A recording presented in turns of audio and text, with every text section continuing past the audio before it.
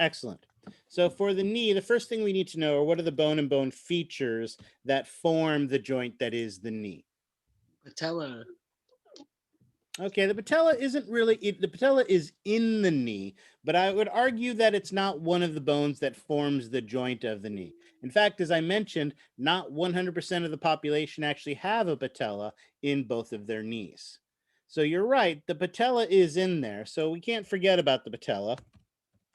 But I would say that it's not necessarily the bones. Excellent. So one of the bones is definitely the tibia. So let's draw that tibia coming up this way. And what bone features of the tibia help us to form the joint of the knee? Articular surfaces of lateral and medial condyle. Excellent.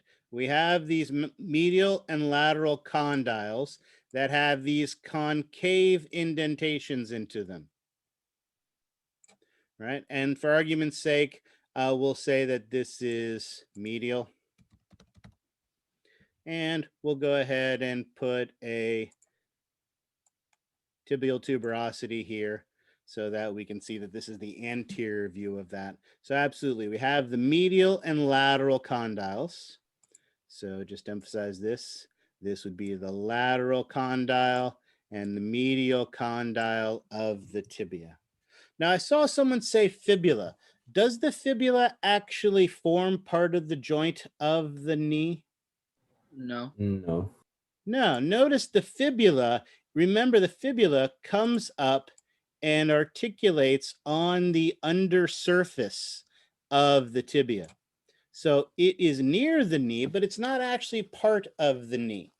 It's one of the big differences between the elbow and the knee. In the elbow, both the radius, the ulna, and the humerus form the joint. All three bones form the joint of the elbow.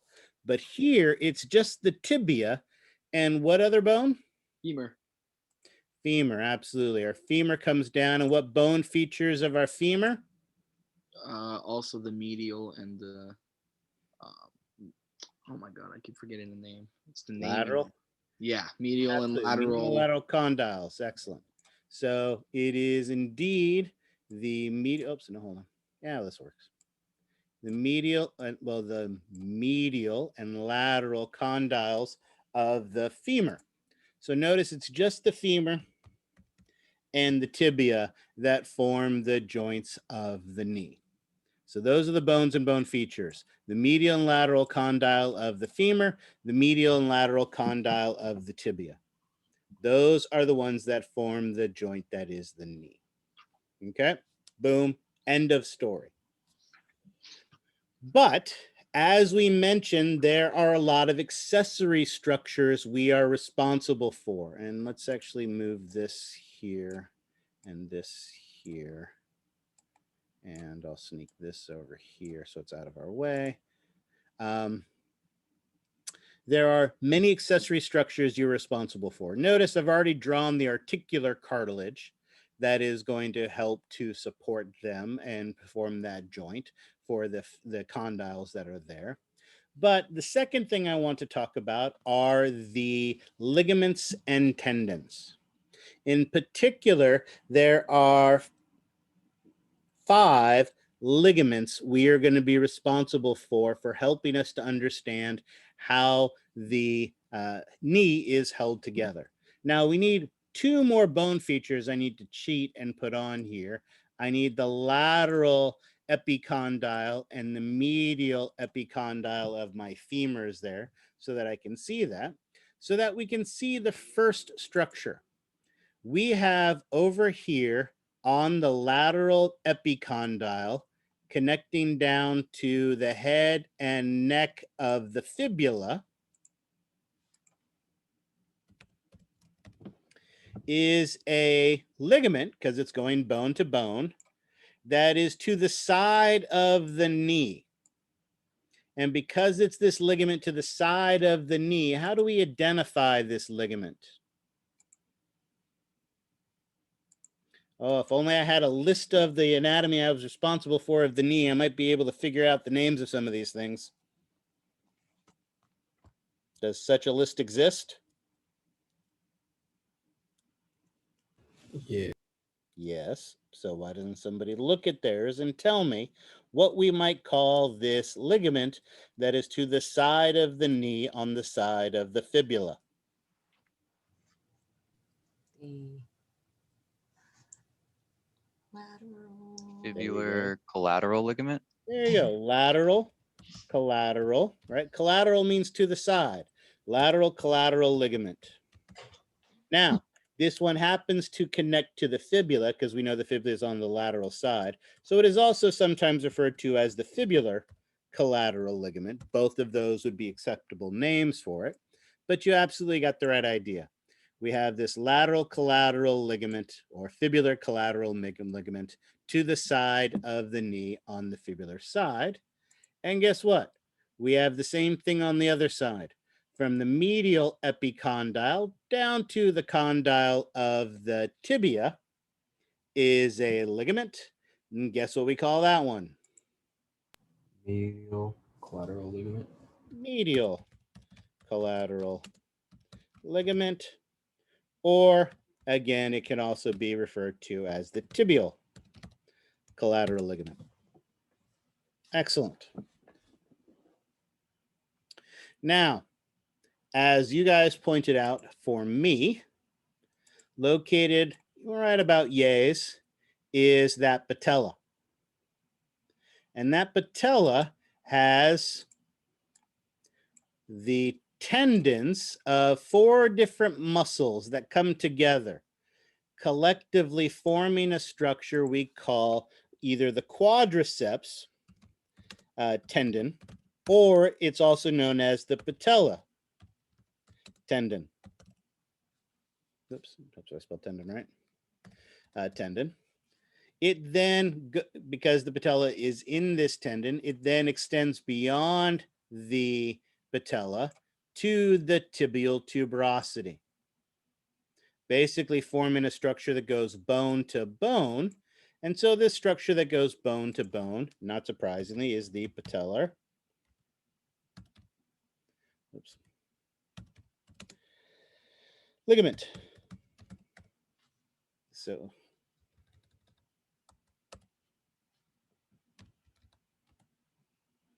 there you go. Patellar ligament. So we have this patellar ligament that connects the patella to the tibial tuberosity. So notice we have these 3 ligaments that are located outside of the joint cavity. But what's interesting about the knee is there are also a couple ligaments that are located in the joint cavity. And I think we'll see this best if we actually draw the knee from the side. So here's the side view of our tibia. There's my tibial tuberosity, so I can easily tell what's the front. My femur comes down with its big knuckle that is going to form its condyles. And so what happens is I have 2 different ligaments. One that attaches to the back side of the posterior side of the femur and attaches to the anterior side of the tibia. And the other one attaches to the anterior side of the femur and attaches to the posterior side of the tibia. Notice these 2 ligaments cross. And because they cross, how do we identify these ligaments?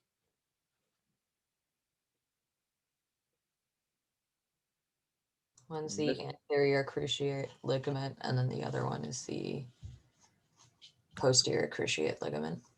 Absolutely. We have the 2 cruciate ligaments. And you are correct. One we call the anterior cruciate ligament, one we call the posterior cruciate ligament. But notice both of them attach anteriorly, both of them attach posteriorly. So how do we tell which is which?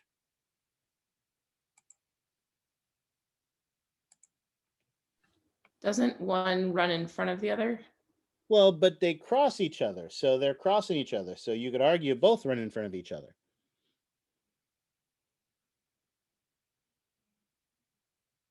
Well, Would it by any chance be their attachment points, or is it the same attachment? Well, they've clearly got different attachment points, and that's exactly the right point. You have the right idea. Remember, here on the tibia, as we pointed out, there is this raised bump that sticks out between the condyles. What did we call that raised bump again?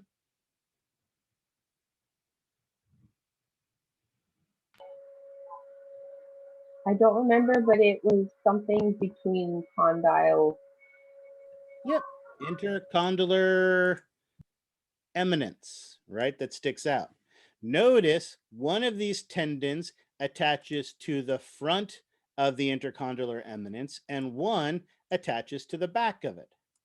So the one that attaches to the front of it is the anterior cruciate ligament, and the one that attaches to the back of the intercondylar eminence is the posterior cruciate ligament. Again, even if you've never thought of this before, many of you are aware of ACLs and PCLs because you or someone you know, or your fantasy football first round draft pick, have torn an ACL or a PCL.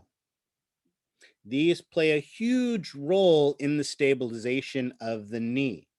And the advantage of having them crossing like this is what their functions are. Notice the anterior cruciate ligament, if you think about it, as the knee was extending, as the knee is coming out and extending, then that puts a tremendous pressure on the anterior cruciate ligament. So this anterior cruciate ligament has more tension in it when it's extended. So our ACL stops the hyperextension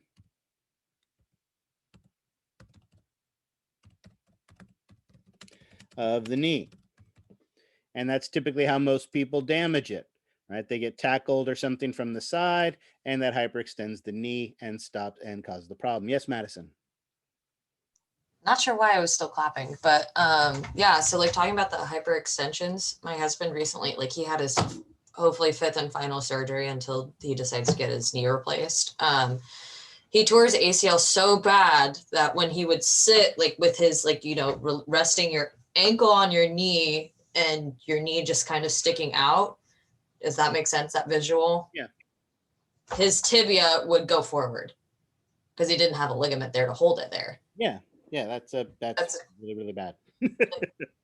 Yeah. It was number 3 on the same knee. So Wowzers. Yeah, I know. I tore my ACL in playing football in high school and college. And as a result of it, I've got 2 big titanium screws and a piece of, actually, they took a piece of my Patella ligament to actually replace it. So, but I had that surgery back in 90, something like that, 92, somewhere around there.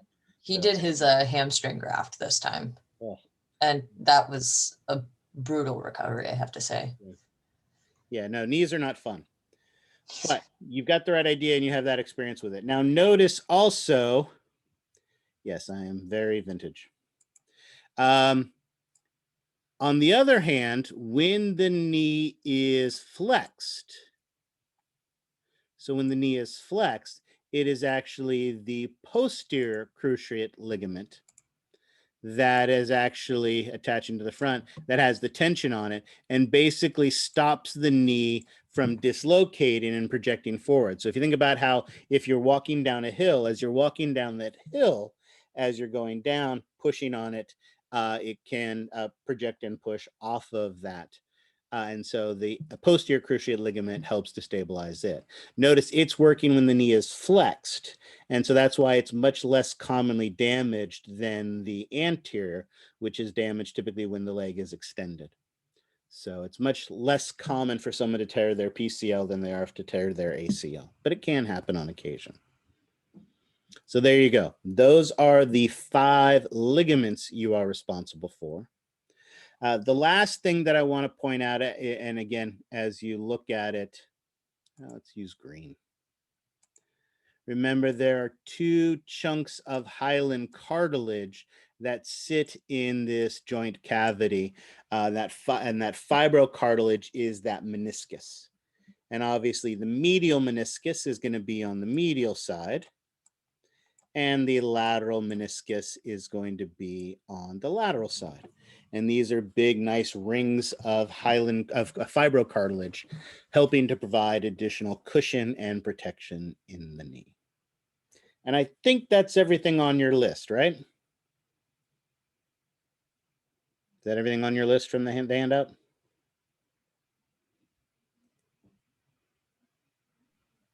Everybody's silent, so I'm going to guess yes. Yeah. Okay, excellent. Notice your textbook has a really nice image of a real knee showing all of these different components and stuff like that that we can see to it in this situation here. But I will also remind you that in your modules, under the lab handouts, not only is that where you find the knee anatomy handout, which you're all looking at right now, but notice there's also some images of some knee models where we can see all of these ligaments and things along those lines. So here we see some nice illustrations and some nice models from the classroom. And again, notice we can clearly see, let's do that. There is that anterior cruciate ligament. There is that posterior cruciate ligament. And here we can more clearly see the meniscus that are located. This is the tibia. So clearly this is the lateral meniscus, and that over there is the medial meniscus, right? Lateral collateral ligament, patellar ligament, right? And so you can see that there's a couple of these models, pictures that do a nice job of showing you some of these things, right? This is the middle, the medial collateral ligament, medial meniscus. Here we see the posterior cruciate going from the back moving forward, and here we see the anterior cruciate coming out. So there's a couple different nice views here where you can see all of these things on them from these types of images and these types of models as well. All right, excellent. And with that, that is everything that you guys are responsible for this exam. All right, again, we ended up going a little bit late, but we still have about 25 minutes left. So I'm happy if there's any questions I can help you to be successful for this exam. I'm happy to answer those questions now. Otherwise, I'll remind you, I do have office hours tomorrow after my morning class. So that is from 12:30 to 1:30. So I'm available there. And you can also email me if you ever have any questions, and I'm happy to answer them that as well. But if you have any questions, Yulia, you have a question? Yes, I have a question. So Yeah. I was studying the slides the other day, and it appeared to be that both intermembranous ossification and what's the other one? So excellent. So this is the question you were asking. You asked me by email. I'm glad you asked this again. Thank you. Yes, for that. Okay, so because it appeared to be that they each have a type of interstitial growth and the other one.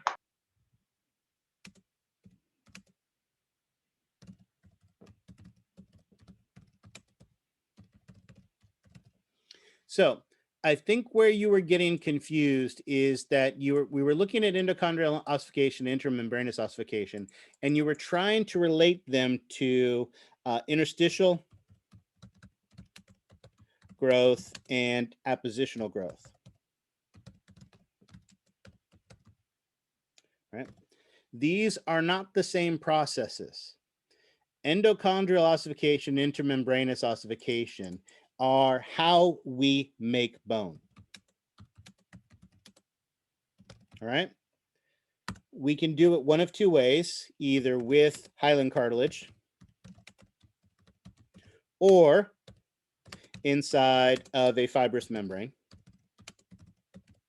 And we talked about all the steps associated with that. When we talked about interstitial growth and appositional growth, remember, these were general growth processes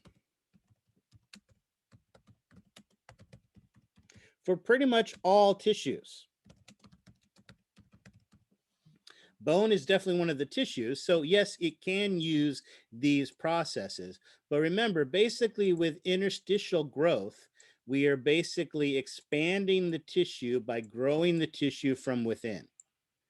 Appositional growth is when we're adding new layers on the outside. All right. So these are growth processes that can be used. Are processes similar to these used in endochondral ossification, intramembranous ossification? Sort of. But remember, these were more used for interstitial growth. We are going to use to grow the bone in length once we've made the bone. And appositional growth, remember, we use to grow the bone in width. The only thing I would say is why it may be a bit confusing is, remember, we had to use interstitial growth and appositional growth on our cartilage to make a cartilage bone that we could then use in endochondral ossification to make it. But these growth processes have to occur first. We have to make the bone-shaped cartilage. Once we have the bone-shaped cartilage, then endochondral ossification can occur. But these are separate growth processes. All right, what's happening in endochondral ossification, intramembranous ossification are not really related to interstitial and appositional growth. Okay, thank you. Hold on a sec. I'm gonna screen grab.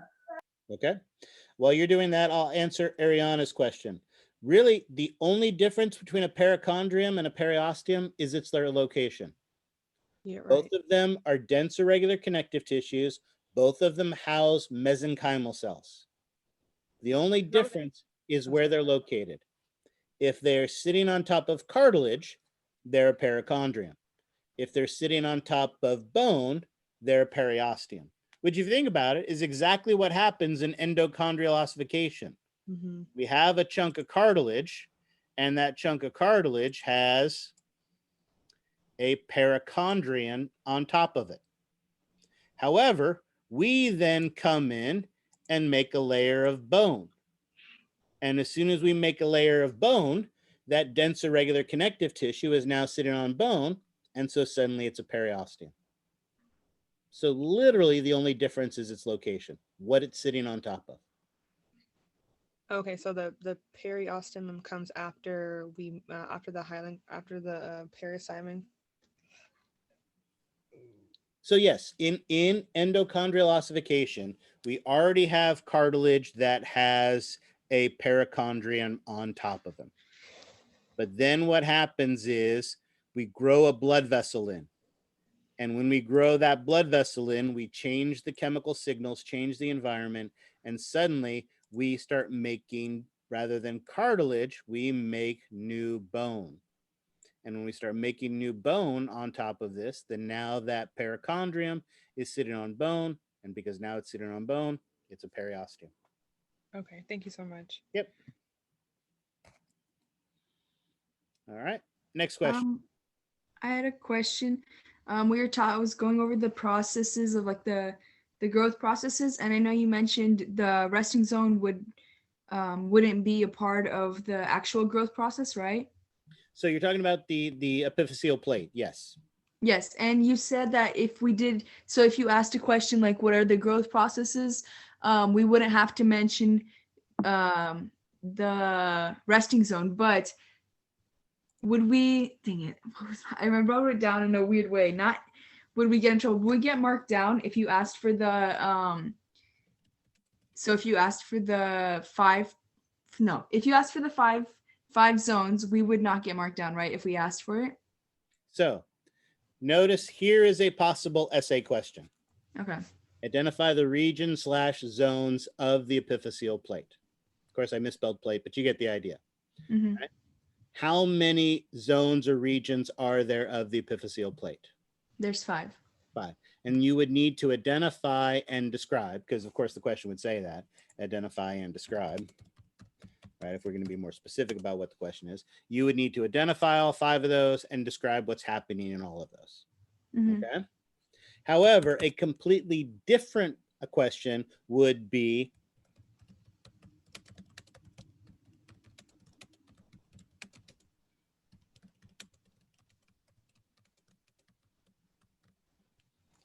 all right, if I ask you to describe the process by which a long bone grows in length, for this question, do you really need to identify the resting zone of the epiphyseal plate?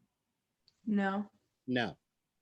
would we get marked down if we did add it though? Of course not. You Okay. are never going to get marked down for putting extra information that is correct. All Okay. right. You'll never get marked down for that. Where you run risk is if you put extra information and it's not correct. Right. That's where you start running into trouble. Because then if everything else is correct and then you give me a little bit extra and that little bit extra is wrong, then I have to start guessing at what you know and what you don't. And I'm not willing to guess. Okay. But if you give me extra information and all that extra information is correct, you're not going to get marked off for that. Okay. Yeah. Thank So you. yeah, so there's no, for that second question, there's no harm in mentioning that resting zone, but technically it's not needed for that particular question. Demetrio, yes. This is just a question of interest, but if we answered one of the questions and we answered it correctly, but at the end we put I think, do we lose points? No, you're welcome Okay. to look. There's nothing wrong with guessing and guessing correct. Right? Okay.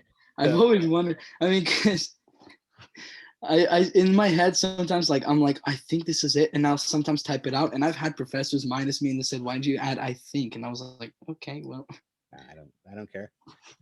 Like I said, as I've said many times, I don't want you to leave an answer blank. So if you're not 100% certain, I would rather you guess. I would rather you think or hope or guess, and this is what it is. And then whatever you get right of that hope or guess or thought, you'll get credit for. Absolutely. No, I would not ding somebody for that. No.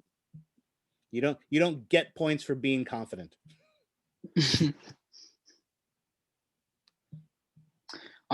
The joints that we were learning today, you're gonna have on both the lecture and the lab exam.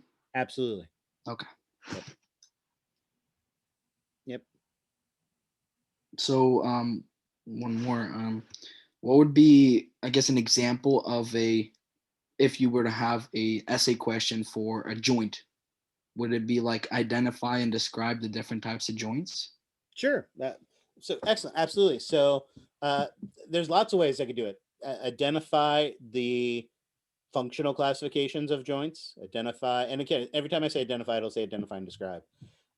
Structural classification of joints, functional classification of joints, specific types of cartilaginous joints, specific types of fibrous joints. What are the primary characteristics necessary for a synovial joint? Right? What are the potential accessory structures for a synovial joint? Right? All of those are excellent types of questions that I could ask. Absolutely. All right, I know what I'll be working on. I don't think I know the answer. Remember also, when we're talking about these joints, don't forget that 30-point skeletal review was a sneaky way of talking about the joints as well. Because like I said, on the lab exam, can I show you the head of the humerus and point at it and ask you to identify the bone and bone feature, and you have to say head of the humerus? Absolutely. But could I also point at the head of the humerus and say, identify the bone and bone feature that articulates with it? All right, what's the bone and bone feature that articulates with the head of the humerus again? Anyone? The glenoid cavity of the scapula. Absolutely, right? So absolutely, I could ask that on the lab exam by pointing at the head of the humerus and asking that, or I could ask it on the lecture exam. Identify the bone and bone features that articulate with the following bone features, and I could have a list. The first one could be the head of the humerus. The second one could be the trochlea of the humerus, right? The medial condyle of the tibia. What articulates with the medial condyle of the tibia? The condyle of the medial femur. epicondyle of the femur. Nope, condyle, medial condyle of the femur. Right, remember, the epicondyle is the thing at the top that the ligament attaches to. So yeah, the medial condyle of the tibia articulates with the medial condyle of the fibula. Yeah. I just feel like personally for me, it's easier on the lecture exam because then if I forgot it, there's a chance that, I see the word and I'm like, oh, that's it. But on the lab exam, if you forgot it, you're pretty much screwed. Well, hopefully maybe seeing the other pictures is something that can help you. Maximilian, yes, absolutely. The answer key to the 30-point review should hold on. Modules. So under the answer keys, the 30-point skeletal review is there, and it is, whoops, wrong button. When is that available? It might be available now. Might have been available at 4. Let me check to make sure. Oh, nope, that's not what I meant to hit. Sorry, keep hitting the wrong. Professor, I had a question. Yes. How would you tell the difference between the primary ossification center and the secondary ossification center? So to answer the original question Maximilian asked, yes, the answer key is available now. So you can see the answer key now. It is there and available. The silly answer is the primary one comes first and the second one comes second. But the obvious answer is, I mean, that really is the kind of the right answer. If you remember, the primary ossification center does occur first, and it's also where it occurs. It occurs in the diaphysis of the bone, in the shaft of the long bone. And it happens very early, remember, 7-8 weeks into the developmental process. Remember, week 36, week 40, closer to birth, in the epiphyses, that is where our secondary ossification centers occur. So they're occurring second, much, much later. But the other thing that helps me to remember them is they occur in the epiphyses and the heads of the bones. And you have 2 heads of the bones. So notice you have 2 secondary ossification centers, and you only have 1 primary ossification center. So you have 1 primary ossification center that comes first in the 1 shaft of the long bone, 2 secondary ossification centers that occur second, and they occur in the 2 epiphyses much, much later. Okay, thank you. So that's how I distinguish them.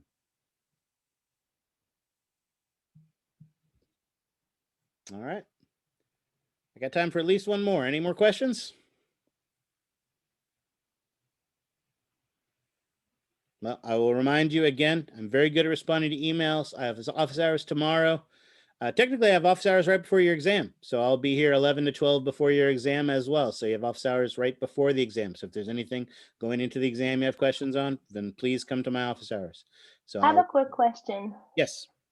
So on this exam, and this is kind of like a cheating question, but what are the features or things that people tend to struggle with the most in this type of exam with a skeletal system? Okay, well, so here's the things I'll say to this. First of all, it's not a cheating question. That's a perfectly acceptable question to ask. Like I said, one of the things I like about this class is it's hard. I don't have to be tricky. So I don't mind telling you, look, I just rattled off a ton of essay questions that are almost certainly on the exam.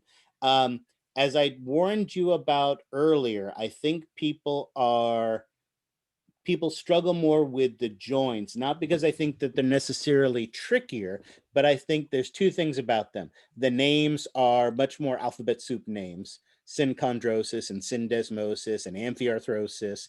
And so I think that's a little bit challenging. And that relationship between structure and function, I think, is something that people struggle with a little bit on that. However, as I've said before, usually this exam has the highest averages in them, because the bones are fun. You get to hold the bones in your hand and play with them. And that's the problem. You guys haven't had the chance to hold the bones in the hand and play with them. Looking at pictures of bones is very, very different from holding them in your hand. So in the normal classroom, it's definitely the joint stuff. This test, again, I love this class because it is hard. And because it's hard, I don't have to be tricky, and I can be very straightforward, and we don't have to worry about process. The whole problem with us being online is this whole online thing is all about process, and that process gets in the way of learning. And unfortunately, like we were talking about, and like you guys were complaining about earlier, process is a problem in this class. This is not an intuitive way to learn these things. So it is going to be more challenging. The one advantage you have is at least you can, when you're studying the bones in hand, you can't study them at home that way.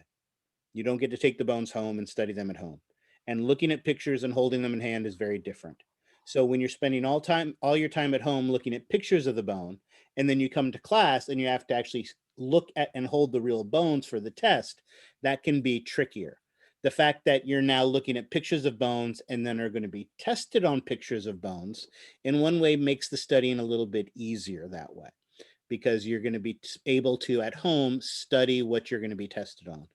So hopefully that will help with that. But so like I said, typically it's the joints that people struggle with a little bit more, but it's more of a crapshoot on this one just because of the unintuitive way that you guys are learning the bones. Well, first of all, I introduced the joints to you last weekend. On Thursday last week, we started that, so don't forget that. And I reminded you that this past weekend was your weekend to study. So again, if you chose to wait till today to have today be the first day that you thought about joints, then that's more on you than it is on me, because I reminded you ahead of time. The lecture outlines are available online, so you know exactly what I'm going to be talking about. So again, there's no reason you shouldn't have been looking at this stuff before we came to class today. And you still have 2 whole days. So there's that too. All right. Any other questions?